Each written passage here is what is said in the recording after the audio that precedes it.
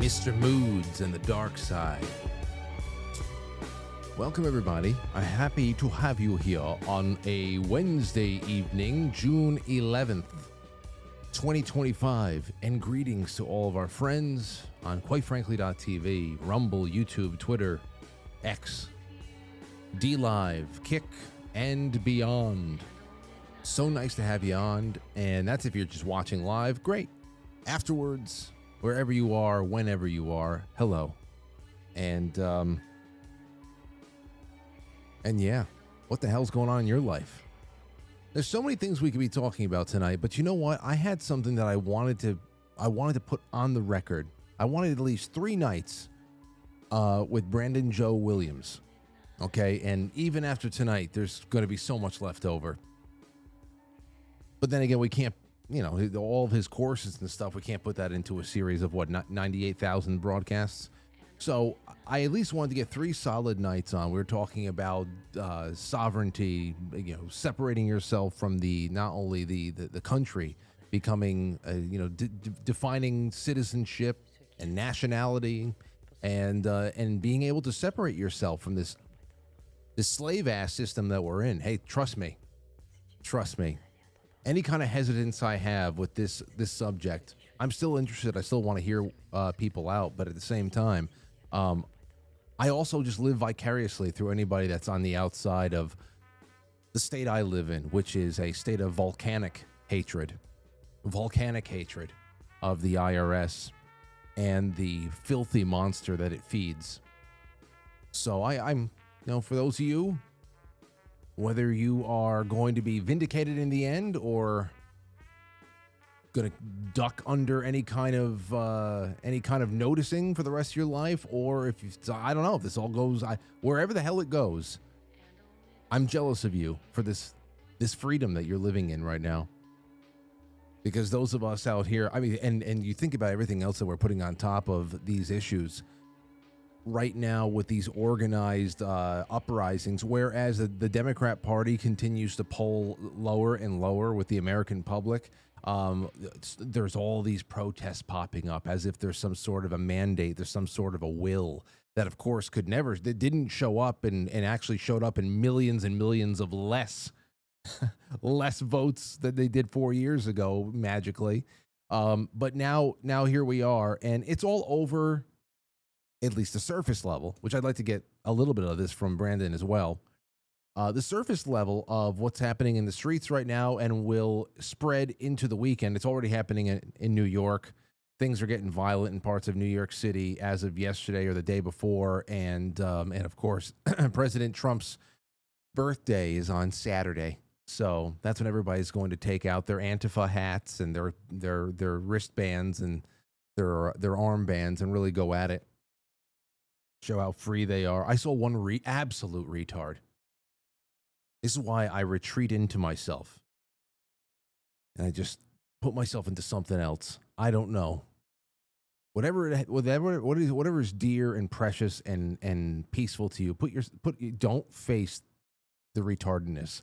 I saw one retard say, isn't it crazy how under Biden this never happened, we weren't protesting. We didn't have a reason to protest. Now now all this tyranny is upon us. This was a liberal talking. I say, wow, absolute retard. Isn't it crazy under Biden there was no protests? Yeah, I know, because people who aren't voting your way are at work and trying to do something constructive with their lives, and you're absolutely nuts and driven mostly by mental illness. But the surface level, we can go into the deeper levels of what's really driving all this and trying to dissipate what's left of the union and any kind of social cohesion. But at the top of it, it's all citizenship. Who's a legal immigrant versus an illegal immigrant, and who has privileges of citizenship and who doesn't. We're just talking about how there is really no privileges of citizenship anymore when non-citizens get probably more pampering than we ever did. So I think that's kind of funny. That's kind of funny. And you got to laugh at that because obviously that is the furthest thing from the truth of what's going on. And then you have someone like Brandon Williams who exists in subterranean levels of research and theorizing about, all the loopholes to beat the beast, which for me, the jury is out. But I like learning, and Brandon's a fun guy to talk to. So it's June 11th. We got that coming up. He'll be here in a little bit, just a little bit. So that gives us just enough time to talk tomorrow. Robin McCutcheon will be on. Everybody loves Robin. It's been months since she's been on, so she'll be on with us for the last show, the last live show of the week. We're going to be on with Robin and also on Badlands. That'll be, I don't even have to write the show. I'm going to have Robin just jump on with me in the first 15 minutes, and there's so many things I got to ask her. Don't even have to write them down. And that'll take up so much, and then we'll take your calls. On Friday night, Friday the 13th, I am going to be premiering on YouTube the Brothers Episode 2. That was live on Saturday night, late night, at 9 o'clock. Saturday night shows. I told you guys, that'll be live, so everybody's going to have something to watch. It's a wonderful episode. Wonderful episode. And we have stuff that's going to be uploaded and premiering all throughout the weekend, so there's that. Next week, we got Brendan Dilley. We've got Mark Kernke, Episode 2. If you got any voicemail notes or anything, questions you want from Mark or Brendan, please send it on in. There's a lot happening now as we make our way up into the interior of June and out the other side, heading toward Independence Day. I already booked Chris Ann Hall for July 2nd for Independence Day, and that's nice because we haven't spoken to Chris Ann Hall since, I think, last year.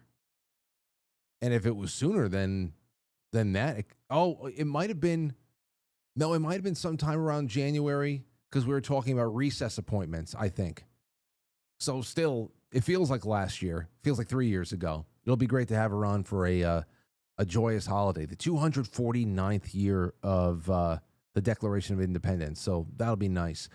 What else do we have? Elon Musk. This was at 3 o'clock in the morning. I said, I wasn't awake, but of course Elon was. Elon Musk, I'm sure you guys saw it. I regret some of my posts about President Trump last week. They went too far. Which posts? I didn't see any elaboration. I didn't see any elaboration, like the insinuation that there's something to the Epstein files and his presence in the files beyond what we've already known for years, and that he wasn't just trying to make trouble in the most, I don't know. There's a lot of people who think it was drugs. I wouldn't be surprised, but it was definitely very emotional. Anyway, that was at 3 o'clock in the morning, and then we saw this from the New York Times and others, that the Musk spoke to Donald Trump privately before posting that message of regret. So when the hell was it? I wouldn't be surprised if they were talking at midnight, 1, 2 in the morning. Donald Trump doesn't seem like he's a guy that sleeps very often as well. But Trump received a call from Elon Musk late on Monday night, which led to a public expression of regret from the billionaire early Wednesday for the attacks he had lodged against the president in their extraordinary public showdown last week, according to 3 people briefed on the call. Mr. Musk's outreach to Mr. Trump came after the tech entrepreneur spoke privately on Friday with Vice President J.D. Vance and the White House Chief of Staff, Susie Wiles, about a path to a truce between the two men, according to 2 of the people. The people spoke on the condition of anonymity to describe the private discussions. I regret some of my posts. They went too far. Well, what is it? It's got to be the Epstein stuff. I don't know where it all goes, but I guess I don't think that validates any of the kabuki theater theories, though I've had quite a few friends say, hey man, this stuff is all orchestrated, blah blah blah, and I say, you really think so? I said, I don't know. I don't think so. I think this validates the drug stuff. I don't know how you can be that emotional over being let down by a spending bill. We had all been very, very well adept at being let down by spending bills and being just let down in general. And I just don't know how a spending bill would make you fly off the handle without something else being added into the mix. Either some untold piece of the argument or some substance. Anyway, we'll see. So there's that. Let me see. This is interesting. I have a friend out there. He's a sponsor of the show for a long time. He's from Europe. He's one of our European sponsors. His name is Cohen. And he said, hey, Frank, listen, this Merlin app, it's the bird watching app I was telling you guys about that Cornell University made, I stumbled upon. He said, this app is so great. Thank you for suggesting it. And he told me about some African blue tit. I said, what? I said, first of all, where are you? Where are you? Because he's a world traveler. He's every time he writes into the show, hey, I'm here, I'm there. And they say, oh, send me pictures from the highest mountaintop or whatever the hell it is. But I said, where have you been that you fired up this app? Look at this. Look at this. He sent me a screenshot of all the birds that were popping up over the time that the app was active. And he said that he was in the Canary Islands at a place called Tenerife. And look at this. Eurasian collared dove, the Eurasian kestrel, the rose-ringed parakeet. That almost looks like the parrots that we have flying around over here in New York now. Almost looks like those parrots. Maybe it's one of the old, one of their ancestors. The European robin. I'm pretty good at the American robin sound now. The Eurasian blackbird. And there's your African blue tit. Very raunchy. And then the Canary Islands chiff-chaff. So whatever the hell you guys got, I'd like to hear what you're picking up if you did go out and get that. It's free. I think your kids are going to love it too, but you don't need, Aurora peeks in on what I'm doing every once in a while, but then again, I know all the birds. Now I know all the birds. There's only like 7 or 8 that are really active around me, and that's it. Although yesterday, we have a couple of red-tailed hawks and stuff, but yesterday, Aurora and I were, in the front yard. She was riding her scooter and all that stuff. All of a sudden, this thing cast a shadow.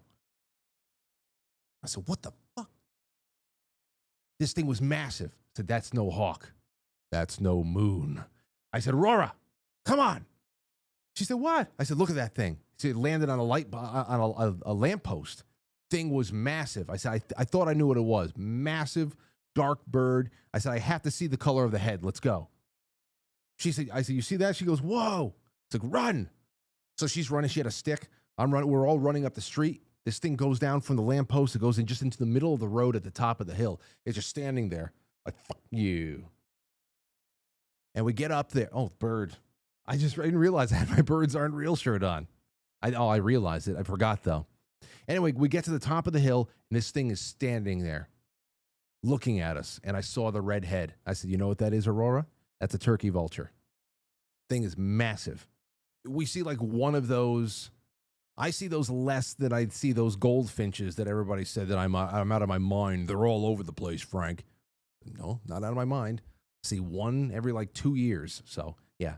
It's not unheard of, but they're not very common.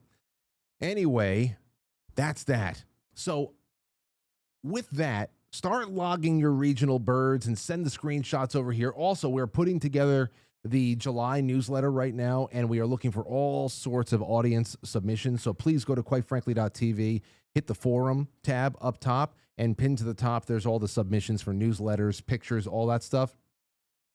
Please put it in there with nice captions of what's going on in the pictures, family road trips, vacations, home gardening, triumphs, failures, gardening failures, something you may be building or restoring, a rare animal sighting, whatever the hell it is. We want submissions of all kinds for July, because July newsletter, the bulletin, is going to be the last month that we do it monthly.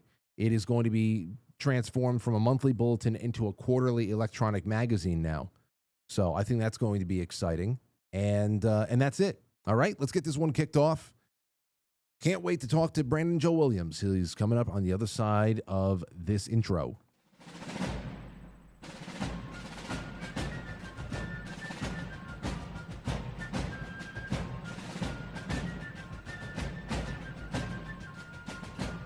You let one ant stand up to us, then they all might stand up. Those puny little ants outnumber us 100 to 1. And if they ever figure that out, there goes our way of life. It's not about food. It's about keeping those ants in line. That's why we're going back Does anybody else want to stay? Let's roll! Welcome one, welcome all. Brandon will be on in a second. His segment starts at 7:20, so sure he's gonna be jumping on in a moment. But we have a little bit more on from the news here. First of all, this Jack Citarelli, I saw some of his commercials over here in New York. He's running for governor in New Jersey. Who knows what happens there? See what kind of momentum is still salvageable. Let's see here. What else we have? The new Quinnipiac poll is bad for both parties, but Democrat approval falls to 21%. Oh, I'm sure this weekend's trashings and slashings and carjackings and all that stuff is going to raise it substantially. I'm sure that'll do well. That'll do well. That always does well for them. Trump is about to kill California EV rules. I wonder what those EV rules are all about.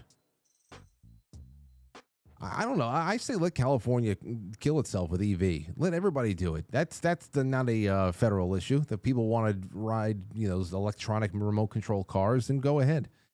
I have got nothing to say about the matter, but I do have my guest that just showed up, and tonight we're welcoming back, as you all know, Brandon Joe Williams. Oh, wait, hold on. I'm sorry.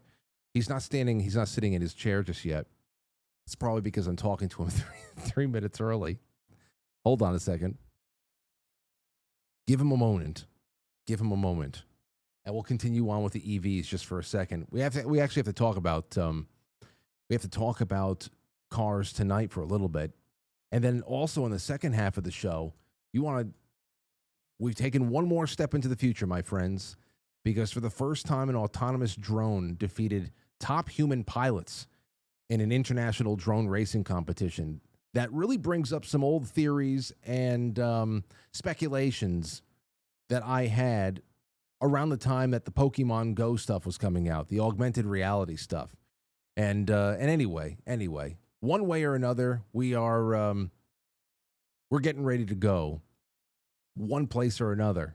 Into the battlefield, though, is really where it is, because there's more statistics that are coming out about all these drones in battlefield casualties, especially in Ukraine. That's been one hell of a market test over there. But we've got that going on. Let's see here. Beach Boys founder Brian Wilson passes away, 82. Oh, man. You know who's going to be really upset? My cousin Jeff. He's going to be on the show with me, my father again. We're going to have a Saturday night talking about summers past, and I'll dig up some more family video to do. That'll be on Saturday the 21st, the first night of summer. I think it's the first night of summer, or is that the 20th? Anyway, I know he was a big Beach Boys fan, so this is big. Very sad. They used to play at the Capitol Theater and all of that. What's at the Capitol Theater now? I don't know. I think Teresa Caputo is over there. She's doing readings or something like that. But here we are, and I'm welcoming back to the show once again for, this makes it a trilogy now. Brandon Joe Williams, how are you, my friend? Hello. Hi, guys. How are you doing? I'm doing well, and everybody else is too, I think. So. I hope so. I hope people don't hate me too much. No. People hate it. Listen, first of all, I'm interested. That's why you're back for the third time. And after this, who the hell knows? I mean, there's so many things going on in the world I'd just like to have your unique perspective on. So anyway, it's been good getting to know you. But I'm in a stalemate on much of this stuff, Brandon, as you know. But I love learning. So I've got questions based on testimonials. I've got situational questions, all that stuff. And also, I've just got some stuff from the audience. But the first thing I want to start with is an explanation on something that we had to rush through toward the end of episode 2, and that is endorsement notes, because that's at the center of the free vehicles issue that we were talking about, you and I, and I don't want to rush through that because I want to get an understanding of where it all comes from and how it is a useful tool out there in the world. So endorsement notes, where do we start with this?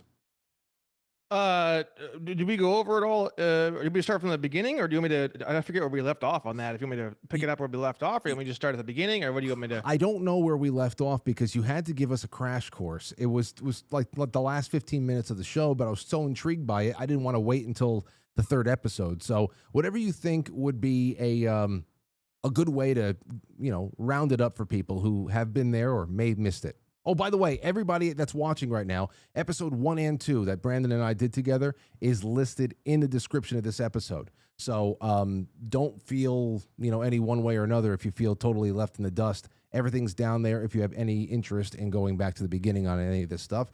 But yeah, let's see what you got. All right, let's get this. Do I have a time on this? How long do I have today? Well, we're gonna be on for at least an hour. So okay, good. Yeah. So there's not because typically when I come on, it's kind of a hard stop point, but this one seems a little looser, I guess. A little looser. I'd like to go until about maybe 8:15. That would be great. Okay. About that. So, I don't know if I pulled up this flow chart last time, but this is the flow chart that I have, the UCC3 flow chart, right? So, the simplicity of it, I probably went over this last time. People use the term money. The term money is not what people think it is. It's a very old term. It's the original term, the term money, right? The term money, if we go to Black's Law, which I just have it cold here rather than trying to dig through and find it, it's much easier for me to just come here. I already have it ready to go. Maybe not on this page. Maybe it's on the services page. So from the Constitution, we have no state shall, and then there's a bunch of other words. It goes on and on and on. But one of the things in there is make anything but gold and silver coin a tender in payment of debts, right? That's from Article 1, Section 10 of the Constitution. And then in the dictionary, we have here, in usual and ordinary acceptation, it means gold, silver, or paper money used as circulating medium of exchange and does not embrace notes, bonds, evidences of debt, or other personal or real estate. What's in your wallet is called a Federal Reserve note. Says here, does not embrace notes. So then the question is, okay, it's not money, so what is it, right? The term currency, I don't have it here. The term currency does include notes, bonds, evidences of debt. So you could use the term currency, but the more technical term would be the term negotiable instrument. The word instrument just means like document or paper, and then the word negotiable just means something that has value that can be exchanged. So an exchangeable document that has value would be like the way that you would translate this term into English, okay? That term, negotiable instrument, divides into two subclasses. Subclass number 1 is the unconditional promise to pay, which is called a note. That's the term note means. Note is a shortening of promissory note. And then you have a different classification called an unconditional order to pay, which is called a draft, or typically it's called a bill. Bill is an older term that comes from like the English version of the Bill of Exchange Act and stuff like that. But when you're using the American Uniform Commercial Code, the correct actual term would be draft. You don't really hear that term very often, but that's actually the legal term. When you get a bill in the mail for your credit card, or you get a bill in the mail for a traffic ticket or a parking ticket or for taxes or for your utilities or a credit card or a court order, you could call all of those drafts, and it would actually be more legally accurate in terms of the terminology, because all of those things are unconditional orders for you to pay. And the most shocking thing about it is these things have the same value in law. So a Federal Reserve note and a bill have the same value. A bill is literally, just imagine if it's a $228 phone bill, it's the same thing as having a $228 Federal Reserve note in your pocket. It's the same exact thing, right?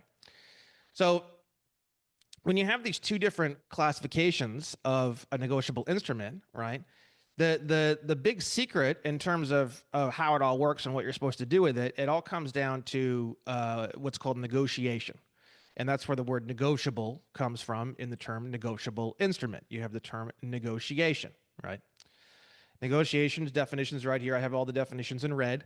Negotiation means a transfer of possession, whether voluntary or involuntary, of an instrument by a person other than the issuer to a person who thereby becomes its holder. And these are all technical terms.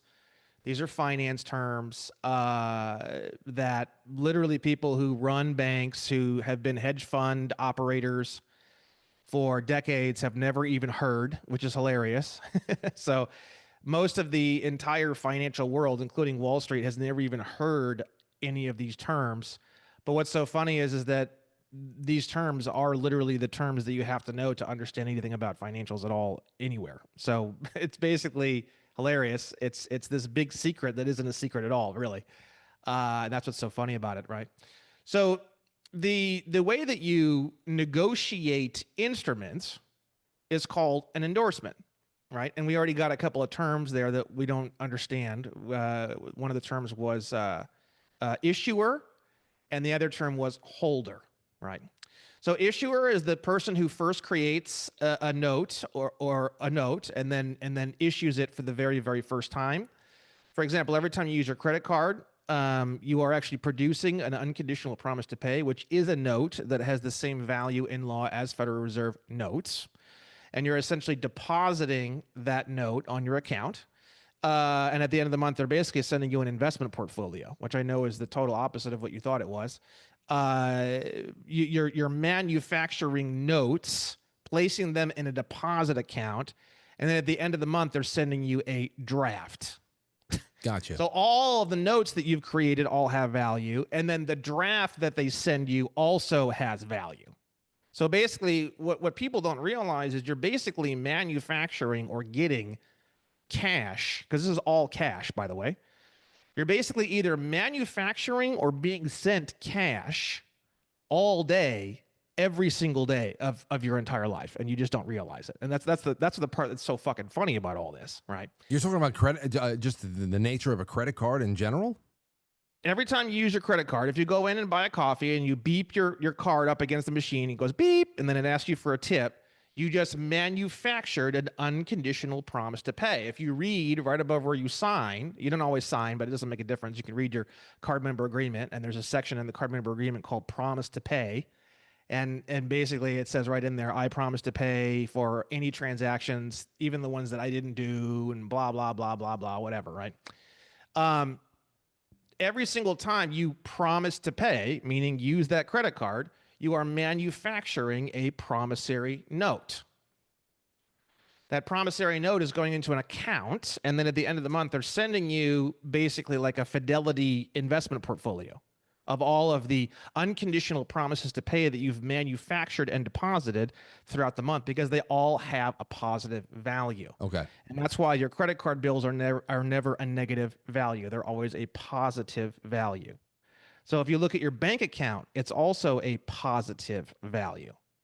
So you have to ask yourself, if the credit card bill has a positive value and it looks just like my bank account, which has a positive value, then why in the fuck am I sending them completely irrelevant other unconditional promises to pay called Federal Reserve notes that have literally fucking absolutely nothing to do with anything at all whatsoever?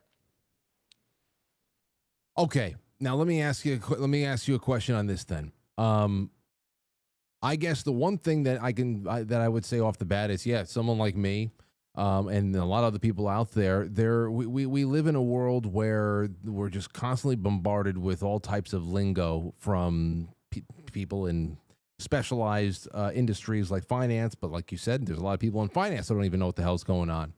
But from a general standpoint, when you take out a line of credit for a normie like me, if you took out a line of credit or a loan, maybe we don't know how to really identify the tool as much, but what we're being told, what we really need is we need either something in the place of money or in the place of currency, something that we can go out and transact with, so we can be able to go out and buy that coffee, or buy a book, or a car or something else like that. So all we know is that we're being given something to transact with that we don't have right now, that we can then pay back, and we can go at without having to have the full lump sum of whatever it is we want in our pockets in some sort of a cash or a lump of gold or something like that. So, I mean, that's where I get crossed up. How do we, it seems like the agreement between the lender and the person receiving the credit is just, hey, I don't have the money right now. I need a line. I need a lifeline because I got to get this, and I'll pay you back, and the interest, and that's all its own thing. But I get tripped up when we start talking about it's no, it's cash on top of cash, and you have to get. It's almost the polar opposite of everything you just said. Almost. Okay. Almost. Not quite, because that would make too much sense. Almost the polar opposite of everything you just said. Almost. Who would benefit from that, though? The banks do. So what's actually happening, you think in yourself, I need a service. That service is to be given something now of which I don't have, so I can use it now, of which I will have to pay back later. Of course, everyone thinks that, right? That's not even remotely within 1,000 football fields of what's actually occurring. What's occurring is that the service that you are applying for is the service of taking your unconditional promise to pay, which is the promissory note that you promised to pay on the loan, taking that to what's called the Federal Reserve discount window, exchanging the value of your note for a different kind of note called Federal Reserve notes, which everyone seems to accept because they don't understand any of this, and then bringing that exchanged currency value back to you. And actually, in fact, the person who created that currency is the person who unconditionally promised to pay on that currency, because the definition of a note is the unconditional promise to pay part of it. So the bank never unconditionally promised to pay anything. So they are not the creator of the currency. The person whom of which is unconditionally promising to pay is the manufacturer of that currency. So it goes even farther, because the interest that you think you're supposed to be paying, it's actually the opposite. That interest is payable to you as the manufacturer of an unconditional promise to pay. So I always ask or look for the highest interest rate. The higher the interest rate, the better. If you can get a loan at 35% interest, that's not usury, that's hitting the jackpot. Yeah, but this one just boggles my mind, because I'm trying to come at this from the standpoint of I am some sort of a head reptilian at the top of this banking financial system. I'm at the top of it all. Why the hell would any loopholes exist where this? I mean, I feel like a loan shark, a mafia loan shark would be. I mean, it's such a simple model. Why wouldn't a bank just say, okay, fine, you need $25,000. Here it is with 9% interest, and pay it back to us within 6 months. Why create a loophole where somebody can do their research, wake up one day, and realize all the money that they've been given, they don't have to pay back, and they actually can take more, and well, are you're the bank actually now. the one making it. They're essentially borrowing from you, essentially, if you want to put it in simpler terms. The bank is borrowing currency. They're basically helping you generate currency from scratch. I guess if you can kind of think of it that way, they're helping you, depending on how you want to look at it. And they're taking that currency of which you just manufactured, and they're swapping it for a different kind of currency that people actually accept on a general basis, which is also a whole nother hilarious conversation, because technically speaking, when you start to really understand how this stuff works, you can actually manufacture your own notes. You don't even need to swap them for Federal Reserve notes, and you can actually force them on people and governments. And they literally have absolutely no choice but to accept the manufactured notes that you've created that haven't even been converted yet. So even the conversion process is a bit of a goof, because the thing is that the only reason why the conversion even is needed at all is just because people don't understand anything about this, and they think that the only type of currency that we can have or exchange or use is Federal Reserve notes, when that's completely false. In fact, the definition of a United States dollar is anything that would fit into either of these two categories. Okay. Any unconditional promise or order to pay is considered USD. So, okay, before we get on to endorsement notes itself, let me just ask you a personal question. How do you pay your internet bill? I wonder. Well, I have some litigation involving a lot of that, because obviously they treat you like you're crazy. They think you're insane. You show them the laws. Mr. Williams, I've been doing this for so long. You're a sovereign citizen, la, la, la, la, la, gaslighting, the whole thing. And I've already done some litigation.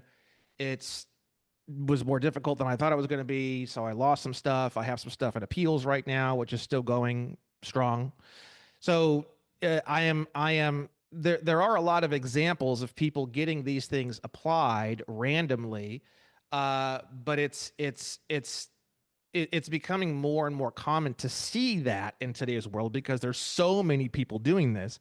But the real honest to God fact of the matter is it's extremely rare to have a person send this stuff in and actually have it be processed. And even if it is processed once, they get fucking excited. They jump through the moon. They're into the sky. They're living on cloud nine until the next month when they try it again, and it doesn't work anymore. So the real truth of the matter behind all of the fanfare is that this almost never works. They're going to gaslight the fuck out of you. They're going to treat you like you're completely batshit insane, and you have absolutely no choice but to litigate hard as fuck and beat the ever-loving fuck out of them and knock down all their windows and doors. That's the real truth of the real situation. And let's say you are you're transacting with a person who lives the way that you do. You've got everything. You both got everything set up. Outside of bartering, what are you exchanging? Oh no, I live just a completely normal life, just like anybody else. I don't have a driver's license. I can't have a driver's license. Right. Yeah. If I had one, I go to prison. I can't pay taxes. If I paid taxes, I'd go straight to prison. I can't file a tax return. If I file a tax return, I go straight to prison. So besides that, I live a completely normal life. No credit cards, nothing like that. I have credit cards. Oh yeah, tons. Credit cards, lines of credit. I have lines of credit sitting there that I can write checks on, all sorts of stuff. But once it comes time to pay, what are you doing? Is this where the endorsement notes comes into? Some of the accounts I'm just paying with Federal Reserve notes, because Okay. I need to have something I can actually use. And then there's a whole bunch of other things where I have either tests or experiments or litigation. Okay. Well, then let's go to the next. You're building up toward endorsement notes, and then that'll get us back to where we left off last time, which was your average car dealership, a Nissan dealership somewhere, because that is really provocative stuff, and I want to make sure we have the background for it now.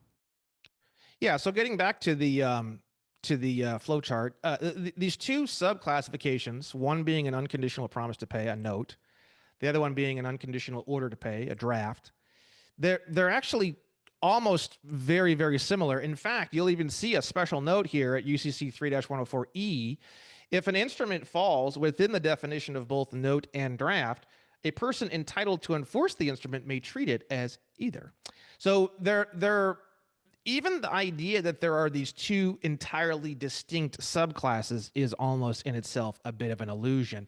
There's a few minor differences between these two, but 95% of everything about them is all the same. So even this is a bit of an illusion, right? The main thing that's different between a note and a draft is that the maker or issuer, when they first issue a note, when you create a note, when you go and buy a coffee and you create that note for the very, very first time, you are in that moment called a maker/issuer. In that moment, you cannot really negotiate the note. And we can go back to the definition of negotiation. It means a transfer of possession, whether voluntary or involuntary, of an instrument by a person other than the issuer. to a person who thereby becomes its holder.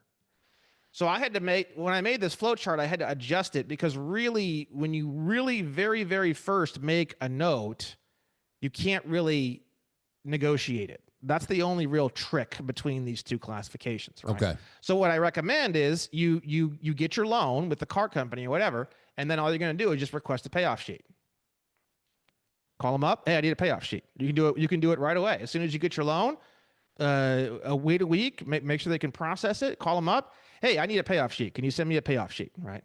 Now, once they send you the payoff sheet, now you have an unconditional order to pay.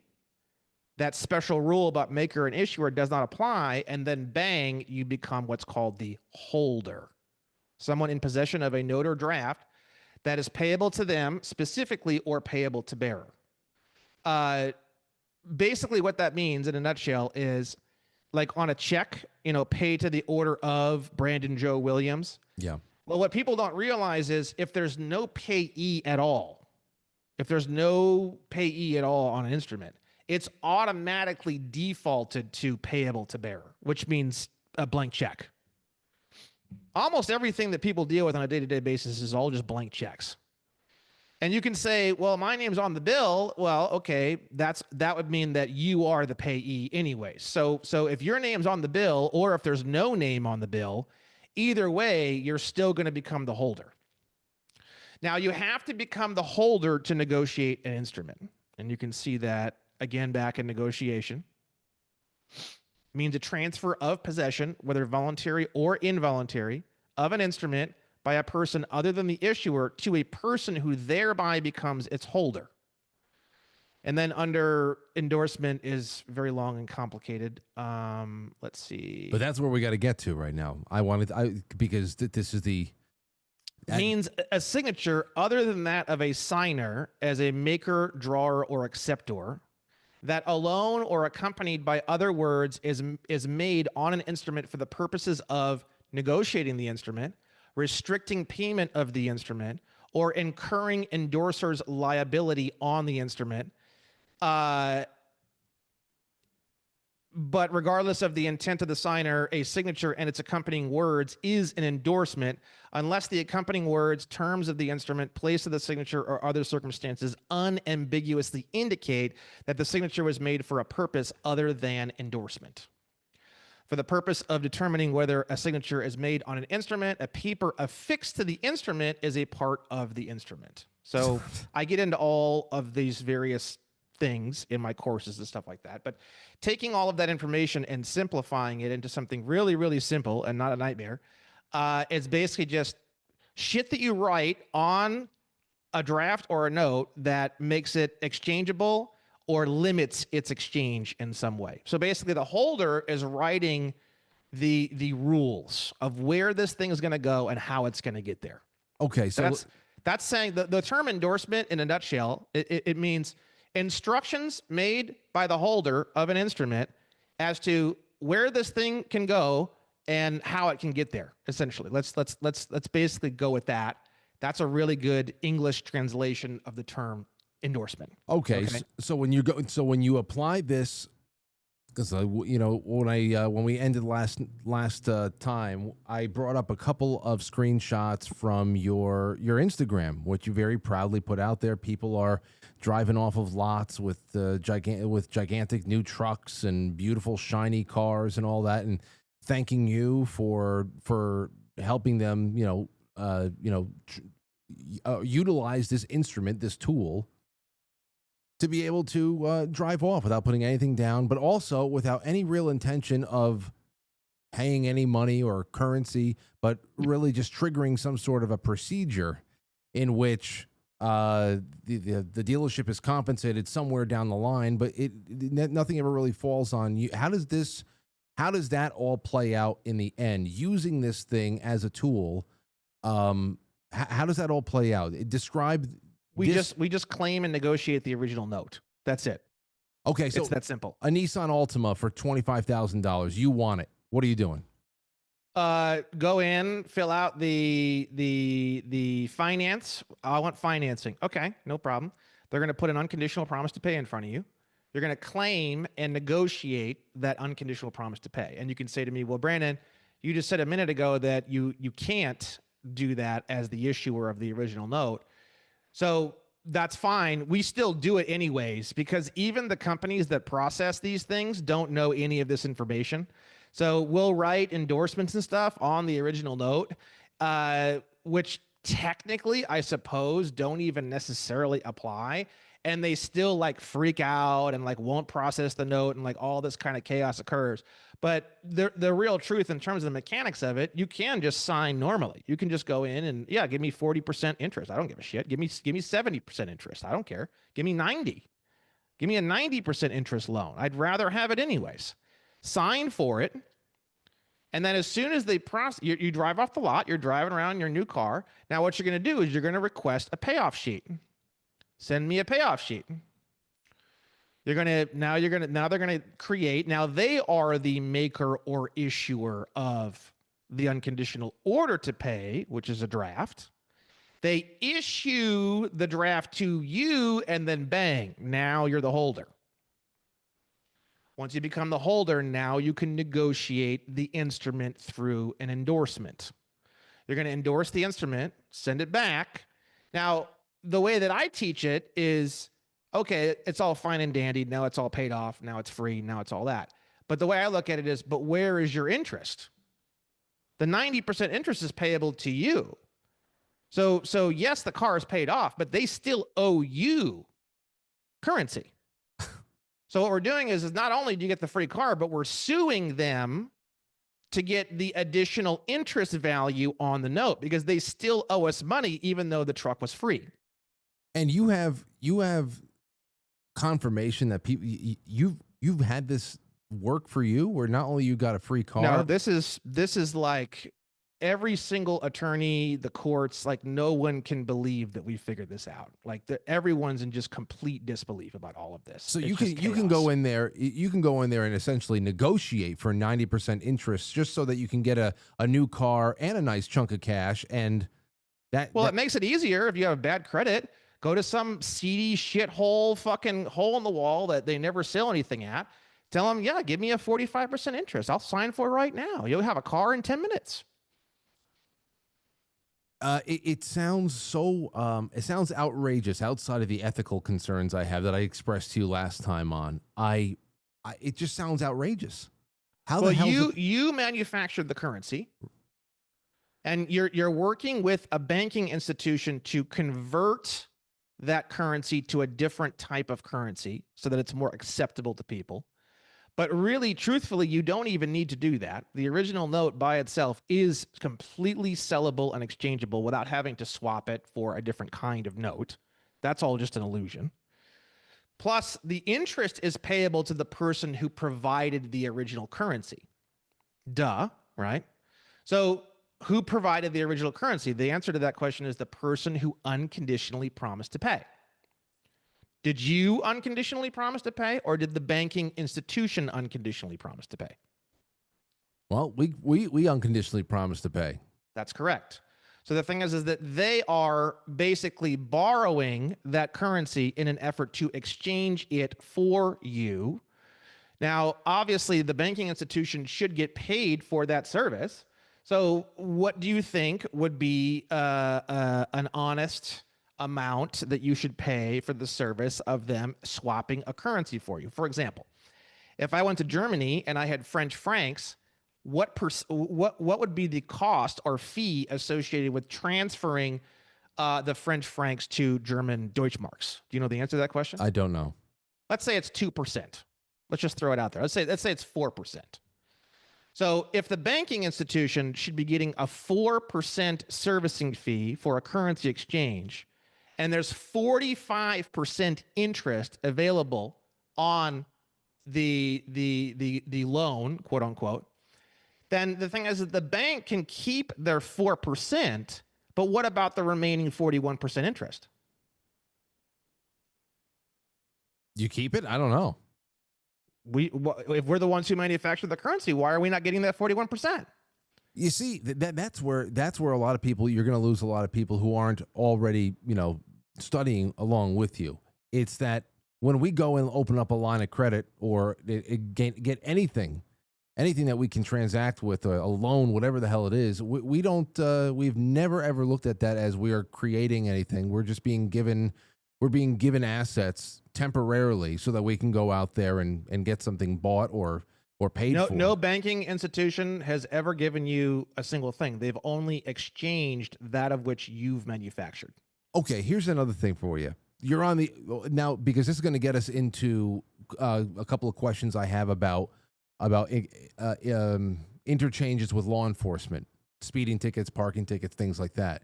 Those are all drafts, but yes, go ahead. Okay, yeah. Well, either way, the whole point here is dealing, I guess, diplomatically, because if you are not of this of the United States, you are a national citizen of your own entity. What if you were I'm a state citizen of the United States, by the way. Of Indiana, right? No, of California. California. Gotcha. I'm native born Hoosier, native born Indiana, but I'm a citizen of California. Okay. Non-U.S. citizen. So let's say U.S. citizen is a totally different category. I'm a Californian. My legal citizenship is Californian, non-U.S. citizen. Okay. So if you went to a dealership, Maserati dealership, and you took out the endorsement notes and you're talking 90% interest, whatever the hell it is, do you have any situations where people are just told to leave the lot? Where, oh God, all the time. Now, what happens in that respect? Especially now, because this is getting so big and there's so many people doing it that, oh yeah, I mean, it's become quite common. In fact, yes. So then that's going to be wouldn't that be a problem? And that's another thing I'm wondering. As this thing gets bigger and bigger, that's going to be the real test for, in my eyes, and that's what I'm waiting for, to watch any mainstream legal precedent that really forms at your back, a little bit wind in your sails. That's what irritates me, because the thing is that people think the courts create legal precedent. Yes, they do. That is correct. But at the same time, the law is the law. The law is already a legal precedent. The idea that the courts create legal precedent is not really totally true. What the courts do is they shift precedents that are already really there, because the laws are the precedent. So they're interpreting the precedent that's already there, and the courts make adjustments to the precedents that are already there based off of their decisions and opinions. This whole waiting for someone to win in court thing is insane. The precedents are already all there. The courts can only change or adjust or expound upon the precedents that are already there. The laws are the precedents, right? So, for example, if we go to UCC 3-603, subsection B, we already have the precedent for you. If tender of payment of an obligation to pay an instrument is made to a person entitled to enforce the instrument, and the tender is refused, there is discharge to the extent of the amount of the tender. What does that mean in English? If you negotiate an unconditional promise or order to pay to them, and they don't do what's called dishonor. So, for example, let's say you get a draft. You get an unconditional order to pay, right? When they receive that draft, they really legally, which is the precedent, only have two options. Option number one is they can apply that as a payment, or option number two is they can dishonor the instrument. The rules of dishonor are located multiple places, but in America, the most logical one and the easiest one, and the one that really you should look at first, is 3-502. There's two subsections for dishonor. Subsection A is dishonoring a note. Subsection B is dishonoring of a draft, right? So let's say you get a car bill and you endorse it and you send it in to buy a new phone, which is really getting wild with this stuff, right? But technically speaking, you can do that, right? So now, once the phone company receives your car bill that has an endorsement on it, they could do two things with it. They can either apply it as a payment, because it is technically a tendered negotiable instrument and it has monetary value as an unconditional order to pay, or they can dishonor the instrument. Now, because it's a draft, the rules of dishonor would fall under subsection B. They can only dishonor it under 1, 2, 3, 4 conditions. These conditions involve things like time, This one is if it's not paid on the day of presentment. A lot of it has to do with time. It becomes payable the day of presentment, whichever is later, or it's made before the day the draft becomes payable. So like there's certain things like you can make it not payable until a certain date, which they do in a lot of the bills, but you can also make it where you can't pay it until a certain date. There's a bunch of other rules that you don't typically see. Almost everything about dishonor has to do with either time or a faulty endorsement, or they think that the endorsement is illegal or faulty or whatever. Right now, there's a way that you can get around that too. There's something called the medallion stamp guarantee. Now, in English, what a medallion stamp guarantee is, and it looks like this, and people who are in the securities market have seen these. That's about the only people who have ever seen them. In English, all this is it's a notary for a negotiable instrument, specifically for an endorsement on a negotiable instrument. So a notary would be used to sign a document stating that you're saying whatever's on the document under penalty of perjury. A medallion stamp guarantee is a notary for an endorsement. And what that does is it protects you from having your instrument dishonored for them saying that it's dishonored because they aren't sure if the name on the endorsement is the person who actually signed the document, right? So if you get one of these on your endorsement, if you go to the bank and you ask them for a medallion stamp guarantee and you get this done at your local bank on your negotiable instrument, it eliminates the possibility for that particular rule of dishonor to activate. All that's left once you've done that is basically just time-related dishonor elements. Basically, you paid it after the due date. Let's really simplify this. It was due on the 30th, you paid it on the 31st. That would be a dishonor. Now, what's so funny is we've got thousands or tens of thousands of these things have been sent in, and no one has ever tried to dishonor or talked about dishonor or mentioned anything about the rules of dishonor. So the thing is that none of these companies have absolutely any clue how any of this shit works at all.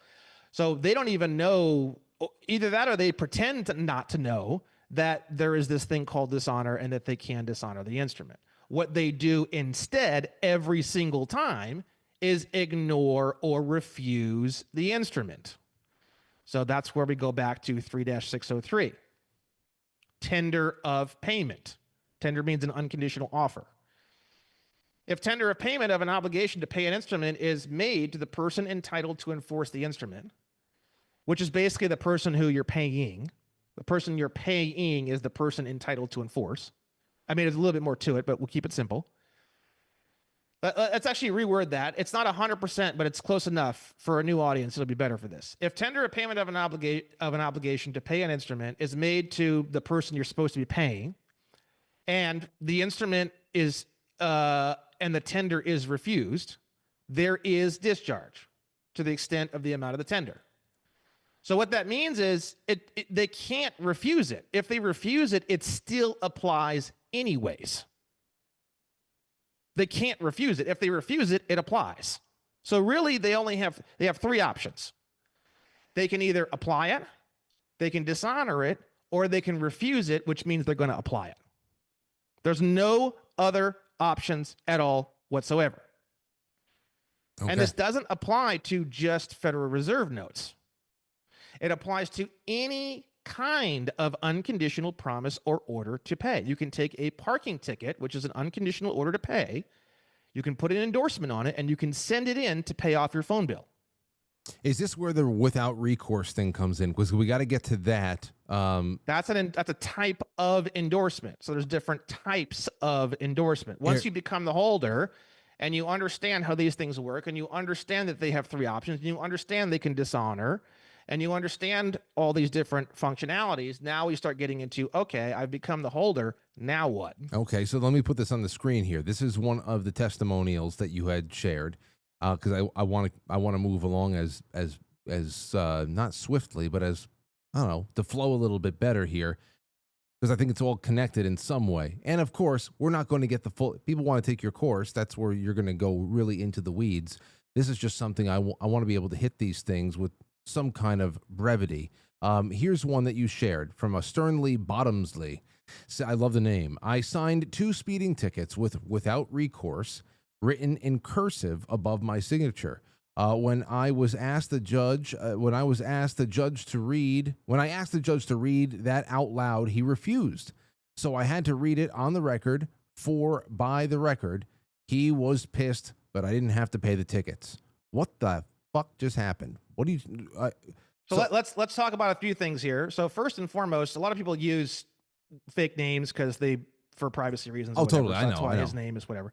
Second thing is that just because someone writes a comment doesn't necessarily mean it happened. Let's be honest, because we got a lot of naysayers that say that, which it's true, 100%. With that said, typically I can tell if a comment's bullshit or not. This one to me seemed more realistic. Because I've gotten so many reports of so many different things in so many different situations from many sources, so I kind of know how a lot of this stuff goes down. So when I get comments and stuff, sometimes I'm like, nah, this is a bullshit comment. This didn't happen. Sometimes I'm like, yeah, this is probably fairly realistic. This actually occurred. It's pretty realistic that what he writes there is probably what occurred. And basically what happened is that, you know, the police officer is issuing unconditional promises and orders to pay. The term without recourse means you can have this instrument back and you can have the value of this instrument, and I'm going to issue it back to you so you can keep it because it is technically currency, but I'm never going to perform on any of this, and I'm severing all contractual binds that I have to this instrument. And it's also sort of an insurance policy as well. It's also an insurance policy, basically, that they can never sue you over it. They can never pursue you over it, and you never have to perform on it. And then it gets crazier because, like I've already shown you, they don't have the option to not accept it. That's why the judges get so pissed. Because when you really understand the information, they can't. They can dishonor they can't even really dishonor that kind of instrument. Almost, it's damn near impossible. And the thing is, if they did dishonor it, it would still blow the whistle on the whole thing. If they dishonored it, in fact, it would probably be even worse than if they just dropped the case. Because if they dishonor it, then they are legally admitting to the fact that it is a negotiable instrument, which would be 1,000,000 times more damaging to the system than if they just got rid of it and just dismissed it. Okay, so let's stick around here because I think this is really good to start having. You're keeping us within the realm of learning about these instruments, and then also there is the law enforcement aspect because you are essentially you're dealing as an international diplomat in this respect. Here's another one from William. Well, that's why I don't understand people who fight the cops, and we've got a lot of that in our movement, and it makes me sad. And I think it's a lot of new people because they don't understand things yet. But when you really become an old hand at this, and you become kind of like grandpa, fucking, you know. Once you get to grandpa level and you really start to understand this stuff, it's like, dude, give me all your fucking tickets. How many tickets do you need to give me? Do you have a quota? If you give me 60 tickets, can you go home to your family? Give me 60 tickets. Give me all the tickets. Give me everything. I'll go outside right now, I'll take a crowbar, and I'll smash out my own fucking headlight. Give me a ticket for that. Who cares? It's a wild ride so far. I'll tell you that. Here's another one. Ready? From William Atwood. Now, you shared this, so maybe this is one of the realer sounding ones. When I got stopped, talking about a cop, I just told him when he asked for my driver's license that I couldn't have a driver's license because I'm not a U.S. citizen. This reminds me of our earlier talks we had.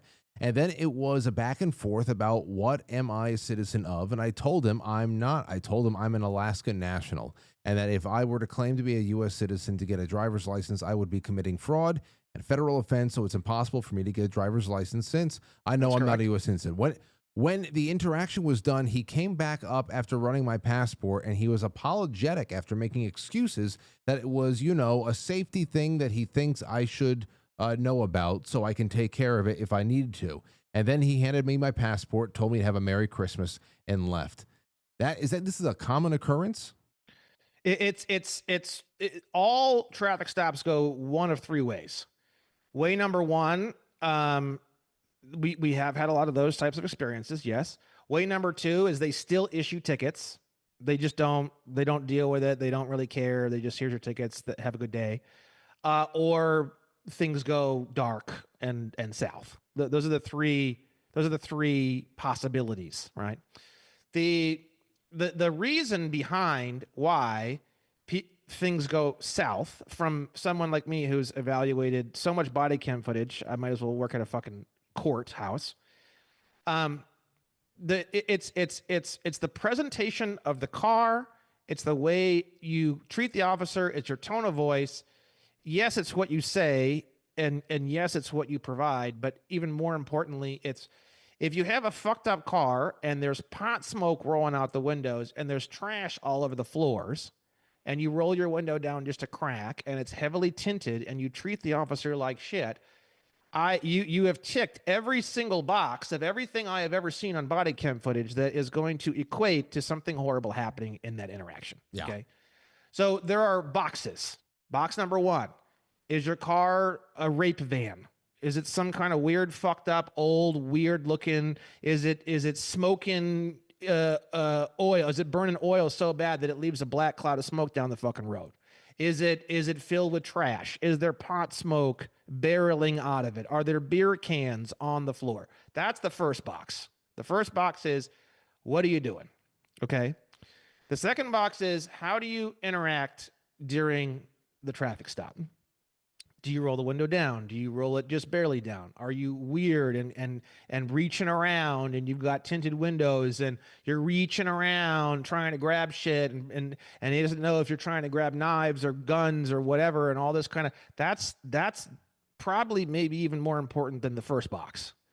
Then the third box is the various tools of which you can use during the interaction, such as a passport or various things you might say or various things you might do. People believe that having something like my custom passports that I make and sell are like these magic fucking pills that do everything for you, and it's just not true. This is a tool. It's just a tool. And if you don't understand and you're not kind and you're not considerate and you drive around like a fucking piece of shit slob, chances are you're going to fit into that third category of something dark and bad is going to happen during your interactions. Do you have plates on your cars? Yeah, I have diplomatic plates that I make myself. I sell them too. Wow, even diplomatic plates. I've seen those rolling around over here. So they look very similar to those, but they have my own Department of State symbol on it. They don't have the U.S. Department of State symbol on it. But those plates and the passport and everything else, those are just tools. Right. I keep my car clean. The floors are clean. There's not trash anywhere. I'm not smoking fucking crack out of it. I'm not driving around smoking a fucking meth pipe. These things are the basics of really everything that is going on and the kind of results you're going to be getting. And then from there, and I believe that last comment as well is true because you can tell he was just very nonchalant, calm, and didn't really care a whole lot about the interaction, which is exactly what's going to get you the highest amount of success. Now, what if you're actually being okay? Well, I guess you could say you're in a foreign country, and foreign countries have laws. If you're speeding or if you do something reckless, you still have to pay the piper. No, if they no, because the instrument is a negotiable instrument. Give me $35,000 of tickets right now. No, I'm talking about like what. Let's say we're talking more than just, hey, you were driving 15 miles over the limit, but it was more like reckless endangerment kind of stuff. If you hurt someone and they press charges, that would fall under common law. You can't get around that. Right. There's nothing I can teach you that will get you around that. It's impossible. But let's say, for example, you were going really like 30 or 40 or 50 miles an hour over the speed limit and no one was hurt and you didn't cause any damage. And you didn't cause anyone to swerve. You didn't cause anything that could be attached to anyone that could be a witness or press charges. If they did arrest you for that offense and tow your vehicle, then yes, you could have a cause of action and sue in a civil court against that activity. That's not, they can't do that. Okay, I have a question over here from Sherry, and Sherry says, Frank, let's see here. I keep hearing you and your guests refer to FedWire as a place for you to pay your taxes. I work very closely with the Federal Reserve, and FedWire No, Fedwire is nothing more than a way to transfer money from one account to another. Google Fedwire. This is no secret of what it is and what it is not. Maybe I'm not understanding what Brandon is referring to, but I'll be highly surprised if he'll be allowed to do this for much longer. I believe the IRS will eventually figure it out. What would he do then? Love you, Frank. Sherry. If she deals closely with Fedwire, that's fine. Fedwire is a way to transfer types of currencies. It's not just moving currencies; it's also transferring one currency to another. Because the thing is that all of your unconditional promises that you are manufacturing when you use your credit card are all exchangeable for Federal Reserve notes, which you can see right in 12 USC 412. If you want to go back to my screen share, I can show it to you how it works. So this is essentially, if we go into, and also, you know, to mention back to what she was saying, I will pull up the actual Internal Revenue Manual, and we'll just go straight off what the IRS says about the Fedwire. And just to nutshell this, because we didn't discuss Fedwire this time. I think this was from the second time we were talking. I believe you were saying that this was a portal where you could essentially tell give the Federal Reserve authority to absorb and pay off or expunge the balance of your income taxes or whatever the hell it is. That you could essentially have the bank pay it for you. Is that what it was? Yeah. Yeah. Okay, that's what she's responding to. It's not from this episode, just for those of you who are listening right now. I don't know what this is. Oh, here we go. 2 dots. Oh no, that might be. I think they might have moved that. Let's see if we can find it real quick. Let's see. Oh, here we go. Yeah. So, bill of exchange. Now, for people who are not aware, we have the Internal Revenue Code, which is the IRC, which is Title 26 of the United States Code. This is not the IRC. This is the IRM, which stands for Internal Revenue Manual. The Internal Revenue Manual is basically a manual as to how employees in the IRS apply the IRC involving internal transactions. So it's the IRC applied within the internals of the IRS is governed by the Internal Revenue Manual, which is called the IRM, which is what we're inside of right now.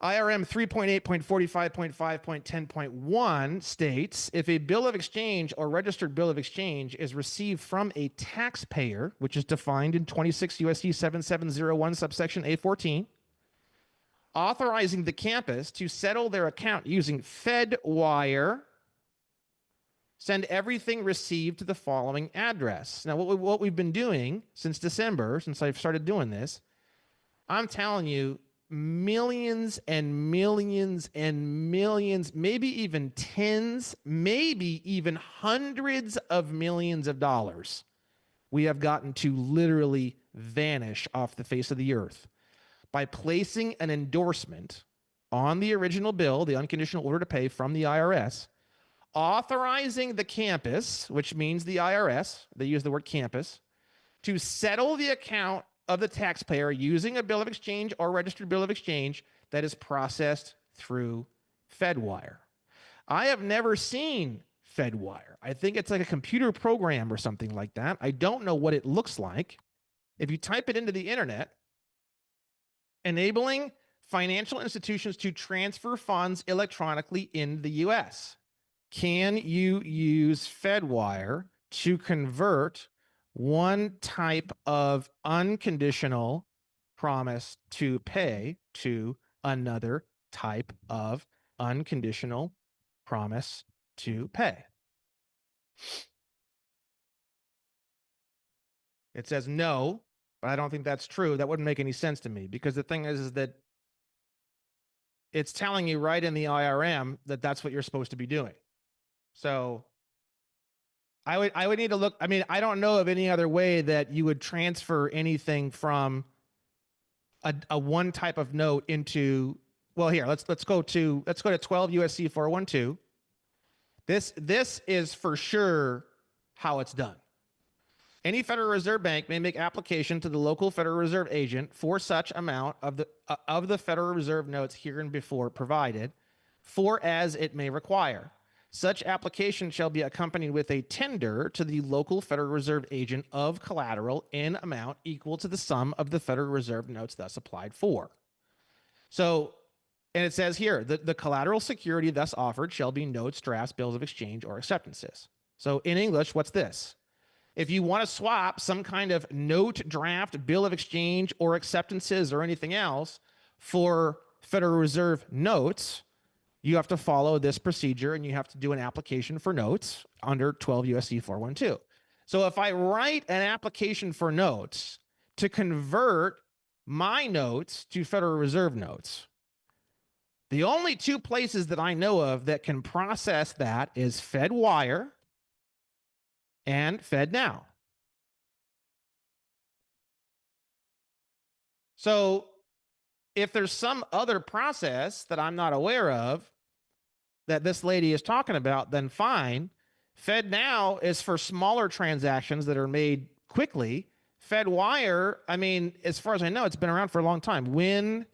How long has FedWire been around? 1918, for fuck's sake. So, I mean, the only other thing I can think of is, I mean, would I use FedNow or FedWire to swap notes for Federal Reserve notes at the Federal Reserve discount window under 12 USC 412? If it's not FedNow and it's not FedWire, I don't know what the fuck it'd be.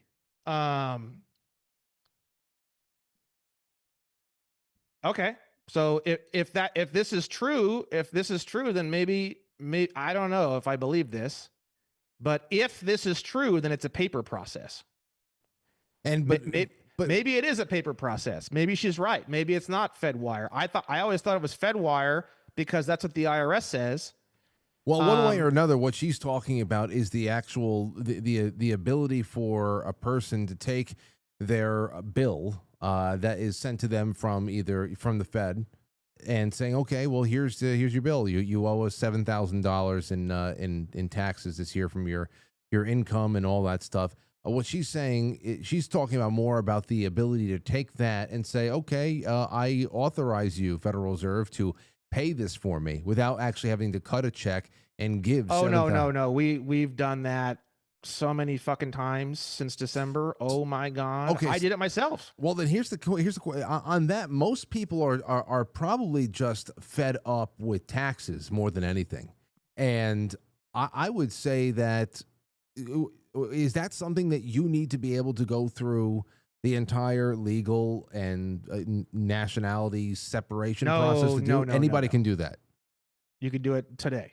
But you can dig out all your bills right now, put endorsements on them, slap a cover letter on it, and send it in. You're going to send it. You can go back to my screen share here. This is where you send it to. The IRM tells you, and I'm telling you this. I will be honest with you guys. It's not a fucking big fucking secret. There are a lot of things that we are doing that are not terribly successful. For example, trying to do this stuff with credit card bills or mortgages. These banks and federal credit unions go absolutely fucking ape shit. They go totally crazy. They'll repo your car overnight when you're sleeping the next day. They'll file for fucking foreclosure, within 24 sometimes. Sometimes they don't do anything. Sometimes they disappear. We've had situations where people will write without recourse and they issue a note. And then the craziest is the two craziest situations we run into. Number one is they won't even process the loan. So the loan sits in like a pending situation. They don't call you. They don't ask for payment. They don't send you a bill. It just sits in pending forever. That's like one of the weirdest ones we have going on. That's not super common. That's like 8% of the time we get that one, right? Mm-hmm. The other one that's really the funniest one, the one that had me literally in stitches, laughing so hard I couldn't even breathe for like 35 minutes, is they refuse to send you a bill. You call in and you say, hi, and you're kind and you're sweet. And you're, hey, I would like a bill or payoff sheet. Can you help me? And they flat out refuse to send you. They will not. And they don't tell you why. Well, why is that? Why won't you send me a bill? I mean, oh, well, you know, they make excuses. And all. It's just like, because there's so many people doing this that I guess their solution to stop us is to just stop sending people bills when they request bills. That's not a very good choice. That's a very stupid decision, because it's like, if we go to court, you can never sue me now. If I request a bill and you never send me a bill, you can never sue me. So like, they're kind of shooting themselves in the foot. That's actually becoming pretty common. That's like 10, 12% of the time we're getting that one. I would be really interested to see the people that leave some of these federal agencies, if any of them are going to write a book or be open to being interviewed about, because what you're describing right there is, if you're just calling up the IRS or anybody that is associated with this system. No, the IRS is super easy. They process these every single time we send them in. Really? Like literally every single time. To the point where if you go on my comments and you see someone, oh, Brandon, I sent in under Bill of Exchange 38455101. I sent it in. I guarantee you, 100% guarantee you, they fucked something up. They either didn't put the endorsement on it, they fucked up the endorsement, it didn't have a cover letter, the cover letter was 15 pages long and it was full of gibberish. There was something wrong with their submission, because I'm telling you, there's only 2 areas where we have 100% success rate now. And these are both new areas as of December. Area number 1, to get our special passports.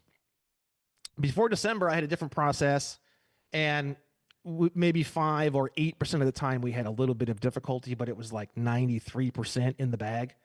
In December, I made massive changes to the entire process, changed everything top to bottom, A to Z. Since December, on the passports, we have had a 100 full across the board. Every single submission is 100% hit rate. Since December, I also changed the process from the revocation of election to the 8822B form, and I also started doing this bill of exchange, a registered bill of exchange process on Fedwire. This is the second thing that we have achieved a 100% success rate with. Not 99, not 99.98, not 99.99 repeating. We have a 100% hit rate on what's on my screen right now. Well, there is one thing I know, is that there's more and more people looking into this. I know that you are, because I'm tuned into your work, so we're trying to get the whole platform of what I have, every single area, and we've got all these different little baskets, and we're trying to figure out how to make each basket easier, simpler, and work better, and be more assimilatable and be more functional. All the time. I was working on passports for years and years and years, and now I've got 100%. We were working on the revocation of election, which, seemed to work pretty well, actually. And actually, the reason why I got rid of the ROE wasn't because it wasn't working. It's because I realized that it shouldn't be working. That's actually why I trashed the ROE. There was a bunch of guys that were like, Brandon, what are you doing? Like, why are you trashing the ROE? They're like, this is working like gangbusters. And I was like, yeah, they're going to wake up one day and they're going to realize what I've realized, and it's not going to work anymore. And shortly after I threw out the ROE, people started getting letters. And I was like, I knew it was coming one day, right? Well, but the thing is that this new way that we're doing it, maybe one day down the road, I'll figure something out that makes it, but as far as I'm concerned, when you actually understand what 3.8.45.5.10.1 is saying, and you understand UCC Article 3, and you understand the functionality of negotiable instruments, endorsements, and negotiation, this one, I don't think this one's going to change. And that's why we've got 100% hit rate on this one. We've got people, I think that one of the biggest bills we ever sent in was like $150,000 IRS bill. Poof. Instantaneously fucking vanished. Verifiable. There's no more balance left. Verifiable. They're like, there's no more balance. You owe nothing. I don't see anything here. You don't owe anything. No, they just disappear. There's nothing. They don't send you nothing. They're not going to send you nothing. They're not going to send you any receipts. They're not going to send you any thank yous. They just simply vanish. You never hear from them again on that particular debt. Well, I'm interested in tracking how things go. I'm always watching. I'm watching your clips and what's going on. I mean, in the last 3 times that we've spoken with each other, sounds like every time we talk, you have uncovered another piece of the puzzle. So I know that this is a newly forming landscape right here. I know that there's still a lot of things that are going to be figured out and tweaked as you're talking about right now. And I'm looking the litigation is really where 97% of all of my attention is, and it should be 97% of where anyone who may want to go down these paths. Litigation is really where all of your attention, time, effort, and learning should be focused in on. I know. That's what that's another thing that I've noticed there too. I wonder to myself, how much time do I want to spend fighting legal battles and being in and out of courts and writing letters? You spend 99% of all litigation is waiting. I'm not kidding. I had 10 cases, 12, 13, probably 14 cases that I was working last year. In a given month, 14 caseload, you might be working, if there's a 4 or 5 of them require filings, I usually have pretty large filings that I file in. You're looking at a handful of hours a month for 10 or 12 cases. So if you had 1, 2, 3 cases, the real truth of how much time you're actually going to be investing into getting those up and rolling and getting them going is so far below even your wildest imagination that if you really knew how little time it's going to take, you'd probably be a lot more apt to want to do it. Your average person with 4 kids, a wife, and a full-time job could probably handle 7, 8, 9 cases a year without. You may need to get rid of like poker night with the boys or something, but I'm telling you, it's really not. 1 or 2 cases is just a joke. I mean, at first, when you're first learning it and you're first getting your hands on it and you're first trying to figure out how to file it and how to get e-filing service and how to get into Pacer, and yeah, fine, you're going to spend a little bit of time on the upfront for like the mechanics of it all. But once you've got that done, which is going to be very rapid, it's just after that, you're just going to spend most of your time just waiting, frankly. Well, I'll be tuned in, no doubt about it. I know that there's plenty more to be accomplished here, and I want to keep learning, see how everything goes with you. I'd love to have you back on again in the future. And in the meantime, let everybody know where they can find you, because you're always working, you're always streaming, and it's a very lively bunch in the crowd over there. So yeah, let everybody know where they find you. Yeah, man, onestupidfuck.com. There he is. There it is, right underneath his name. And it's in the description of the episode as well. You do most of your streaming on YouTube though, right? I don't, I do shows. I'm on a lot of shows. I do some shows on my own platform. We just did our first in-person event, which was sold out, which was a lot of fun. I just spoke it's kind of super random.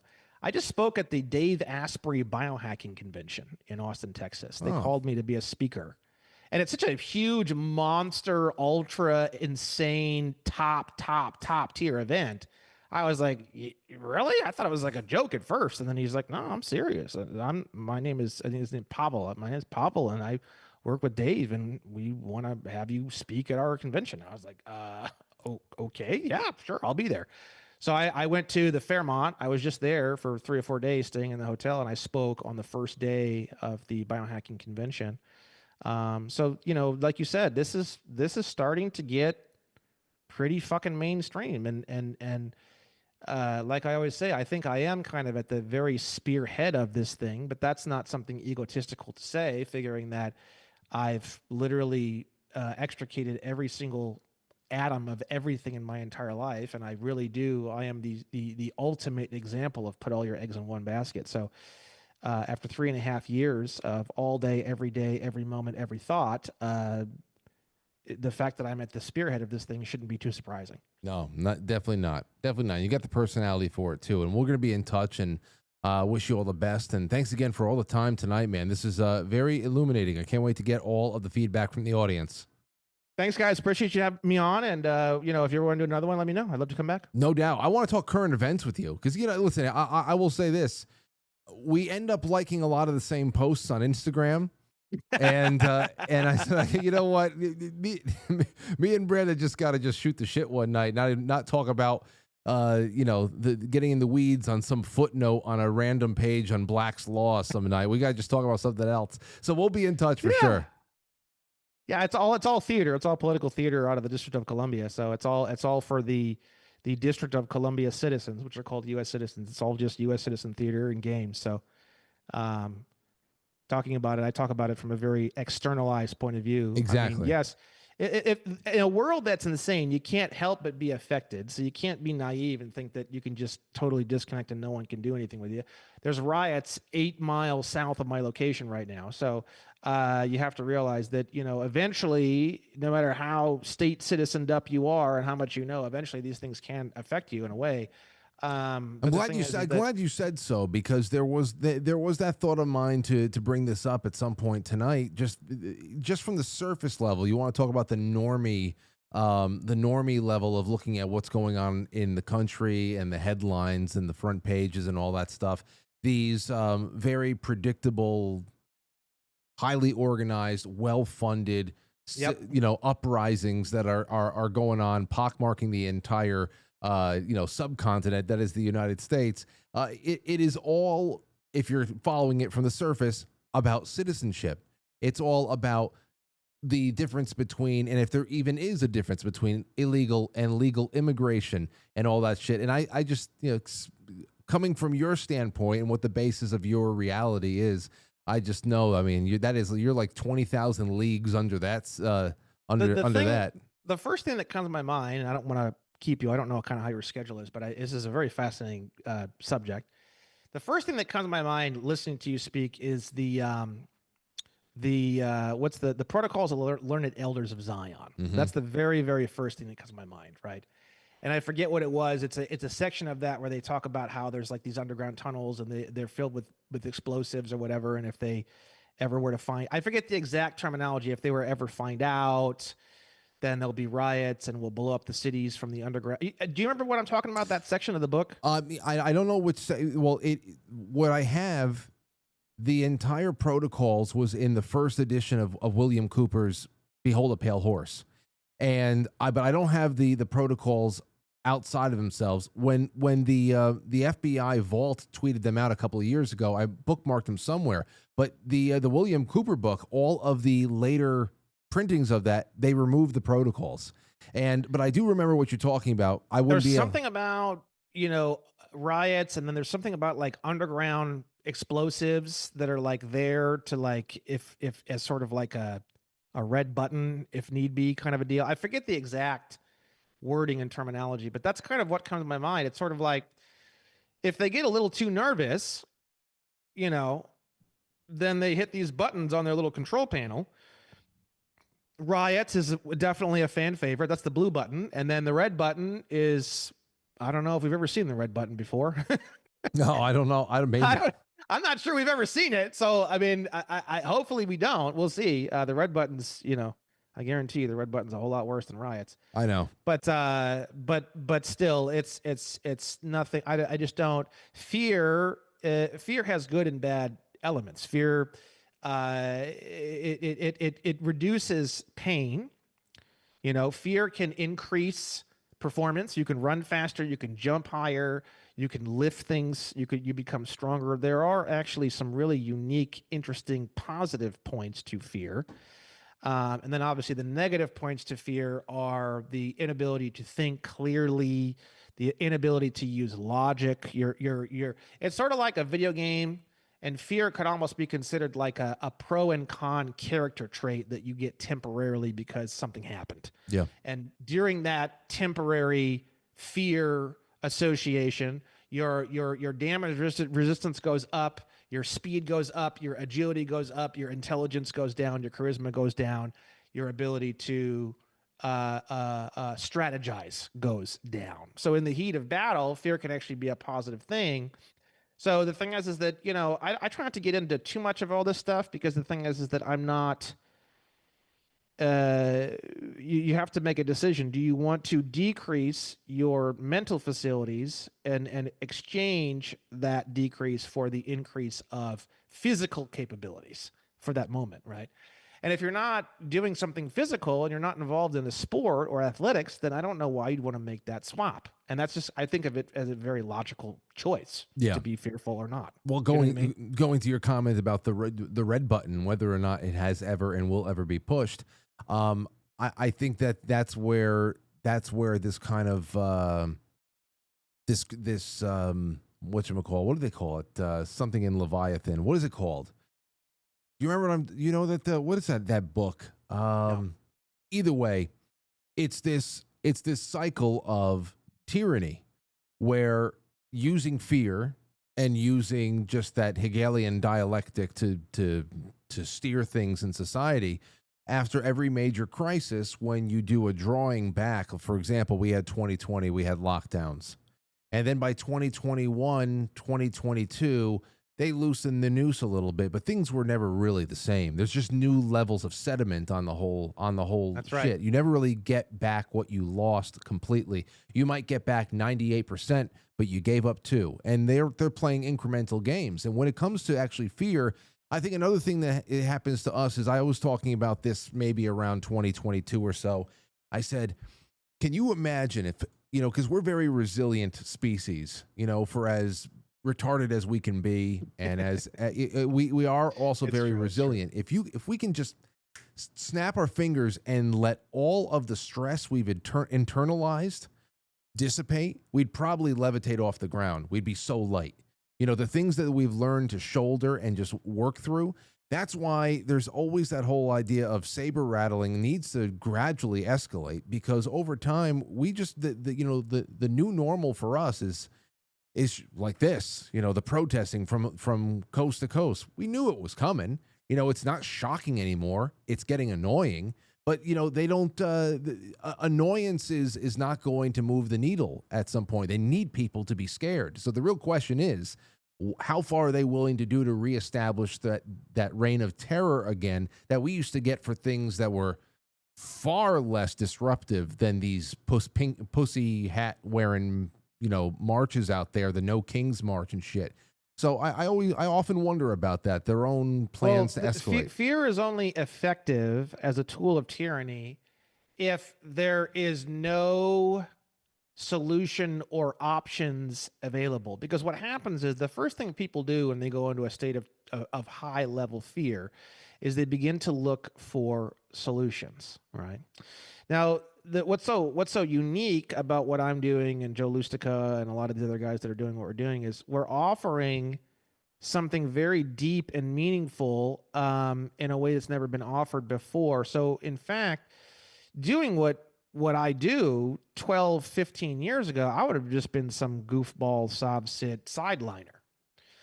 Because of COVID and because of all the craziness going on and because how much everything is shifting, my website, which was maybe, you know, I was probably doing 40 or 50,000.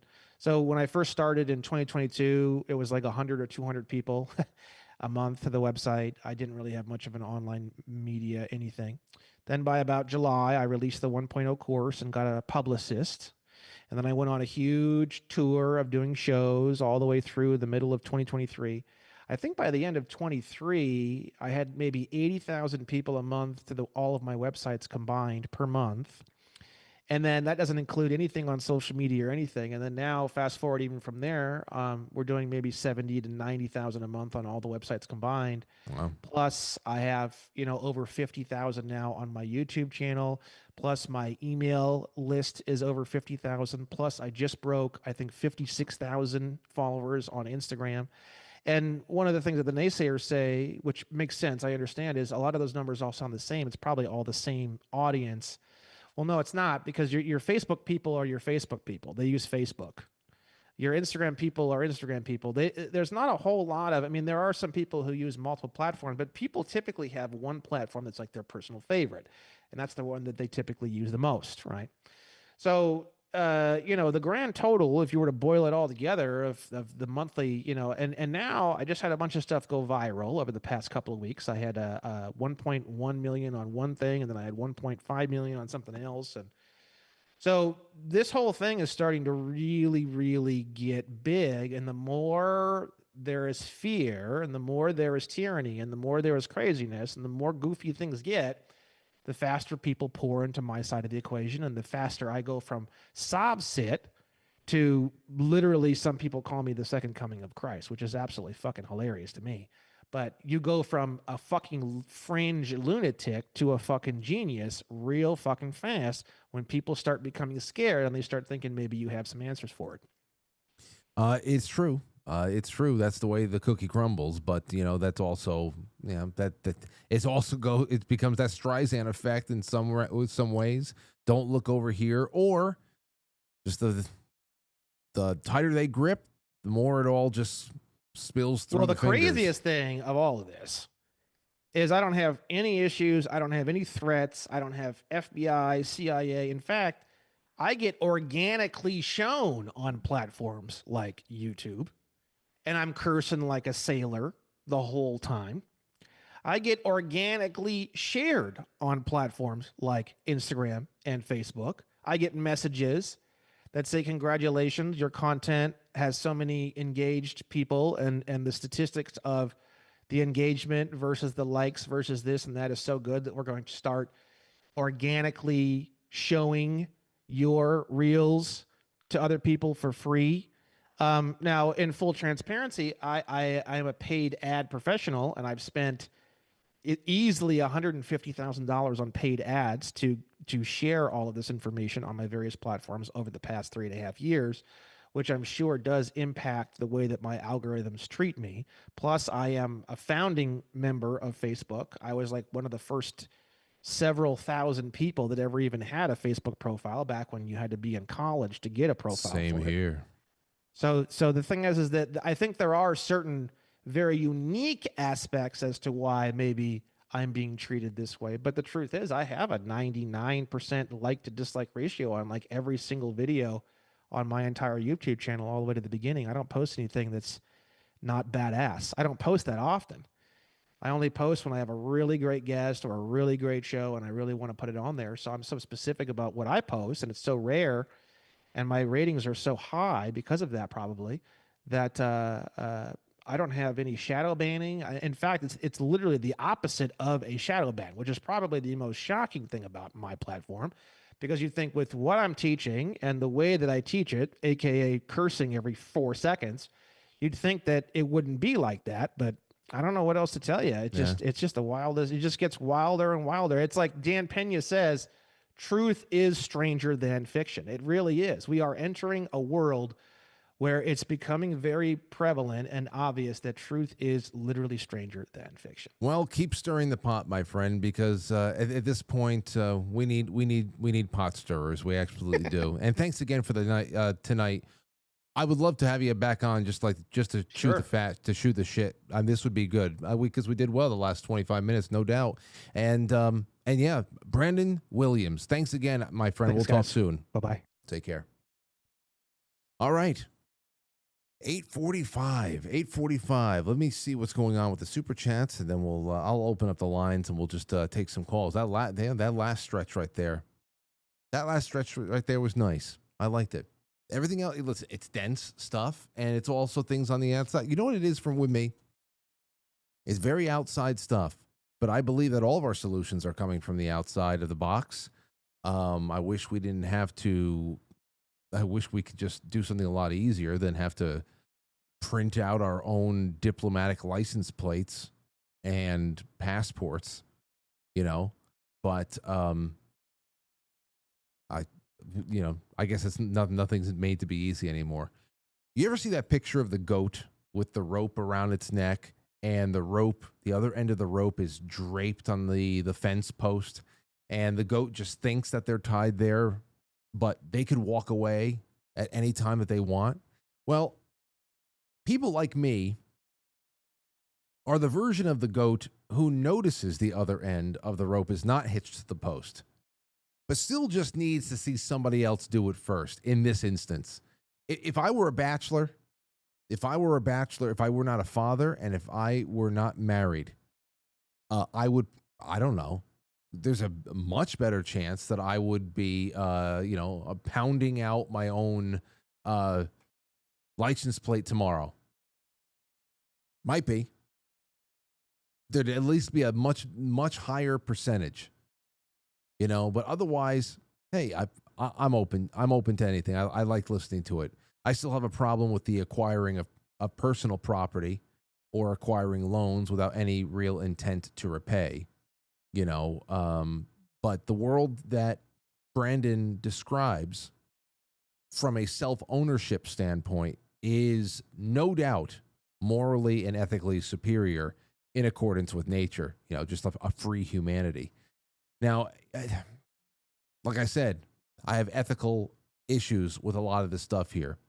Me, I want to be rid of the leeching relationship that government has with me and my professional life, my creative life, and the money and the anything that the money that you can earn and save, the money that you can spend, the property that you can own, to be able to go out there and buy a car or to do something and to do everything under a certain rule, to be able to earn and spend money from rules passed down from a central government in case they audit you, so that you can prove that every penny that's supposed to go to them. Why?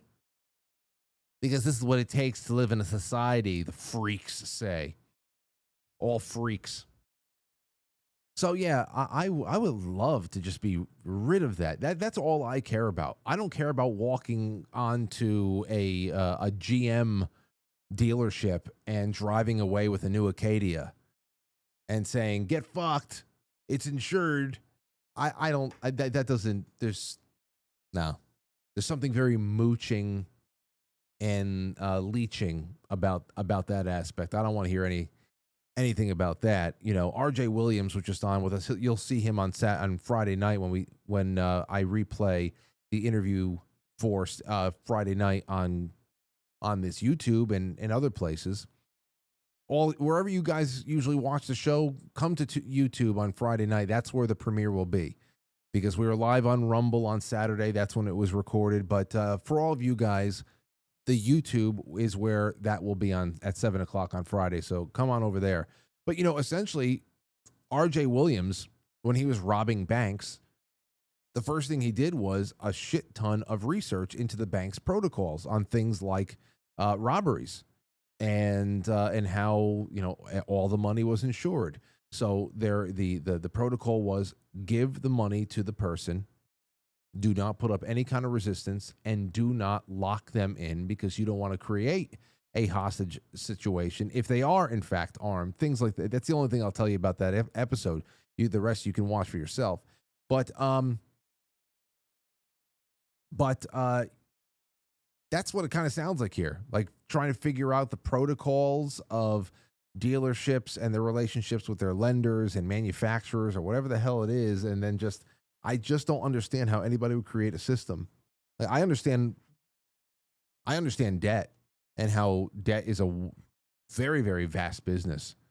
You get into whether you're a bank or you're a loan shark or something like that, you make money by giving money out to people. That's just, I get it. Why not stop at that if you're a financial institution? I don't see how somebody can come in and say, "Hey, I need $17,000 line of credit, home loan, whatever the hell it is." You say, "Okay, 17,000 plus 2.5%, and have a good day." That's a nice rate. But why the hell would there ever be anything that is set up so that somebody with a little bit of research, like Brandon has done, or a lot of bit of research, can come to the conclusion that the $17,000 they gave you, the the recipient of the loan actually created the money. And not only are you going to give them that money, but you're also going to pay them the interest. And you, as the lender or the issuer of the bill, you're just going to hope that they'd never figure this out. Like, why would you even put yourself in a position when just loaning somebody some money with a little bit of interest is simple? See, I think there's just so many things that don't make sense. Don't make sense. That if you're going to build up this slave system around an entire country and trap everybody in it with debt, I get that. But why would you be in a position to build up that system and also have the system actually be completely exploitable in ridiculous ways? Like, why?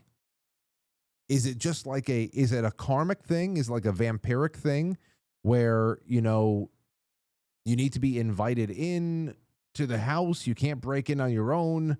Or is it like one of those revelation of the method scenarios where it's just like, well, listen, I gave you a chance. I put it all out there. You didn't notice it. So this isn't so, it makes very little sense to me. It really does. Let's see here. Running on Empty just sent in a super chat. Said, Frank, sorry I drank and spent time in the pool today as Brandon was a total mind F. Might have to rewatch the episode. Love you, Frank. In Brandon's defense,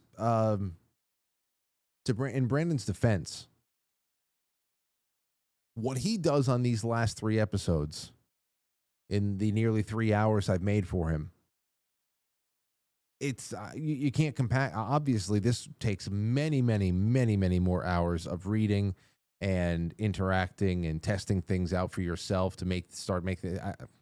It's a whole lifestyle that they're developing, people who are doing this stuff right now. And I don't know. My gut tells me to stay on the outside and just observe how everybody else does their thing. It's just, I'm not comfortable with it yet. And of course, how can you be comfortable with something you don't truly understand? That's just common sense working for you. Jay Britt says, Frank, I am so lost. To quote the late, great Norm Macdonald, this sounds like a bunch of commie gobbledygook. Another banger of a show. Thank you. Well, Jay, I'm glad that you thought it was a banger at least.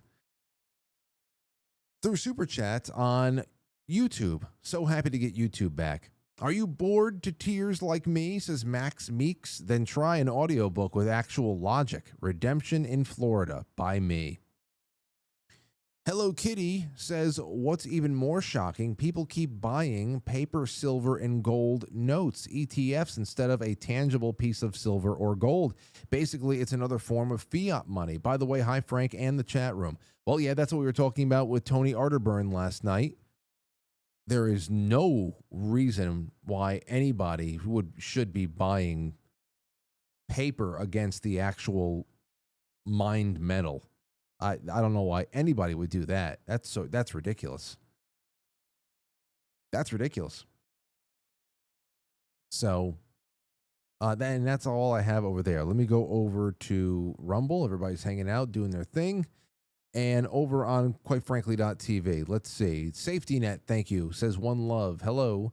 Vesper says missed the whole damn show. That thank goodness for replay. I love the shirt, Frank, but birds are real, especially snipes. I don't know. At least some birds are fake, at least. The Sentinel says, while I enjoy the intellectual exercise of Brandon's theories, in the end, a guy like me has to pay his bills. And then Swickley says hello in his own little way. Okay. All right. Well, listen, tomorrow night, it's Thursday. And I know that you guys are going to be able to follow along from start to finish with our guest then, Robin McCutcheon. That's going to be a great way to end the live shows for the week. And then Friday night, we're going to throw something beautiful into your lap right there, which is great because then the week after that, we got the first day of summer. On the 21st, the Saturday the 21st, we have another special over here in the studio on Saturday night. With me, hopefully my brother shows up, my father, my cousin Jeff, and we'll have a fun time there, which will create content for the, actually, after that is 4th of July. 4th of July is on a Friday. Man, things are really speeding up, isn't it? Aren't they? Yeah, they are. But it's good. It's good taking the ride with you guys. I'll talk to you soon, and tomorrow we'll have a lot more to discuss, including that autonomous drone story that I wanted to talk about with the human, versus the human pilots. So enjoy the rest of your evening, ladies and gentlemen. Also remember that we have the brand new, Quite Frankly and Matt Goodfellas shirt that is on the merch page. Thank you so much to Shane B from the YouTube that put that together. So the Goodfellas there, it comes in white and black. The Best Apocalypse Ever is there. Those are the two that we added this year. I have a concept for one that will come out at the end of fall, at the end of summer, heading into fall. I think that'll be fun, depending on how the design looks. Yeah. Other than that, sign up as a sponsor. I can't give you any tips and tricks on how to get the federal government to pay off your tax bills, but I can entertain you every night and give you things to talk about and bring you in and entertain the kiddies. Even though, God bless you guys for letting them watch. Sometimes, I swear. Anyhow, have a good night. Thanks for everything. I'll see you tomorrow. I'll catch you on the flip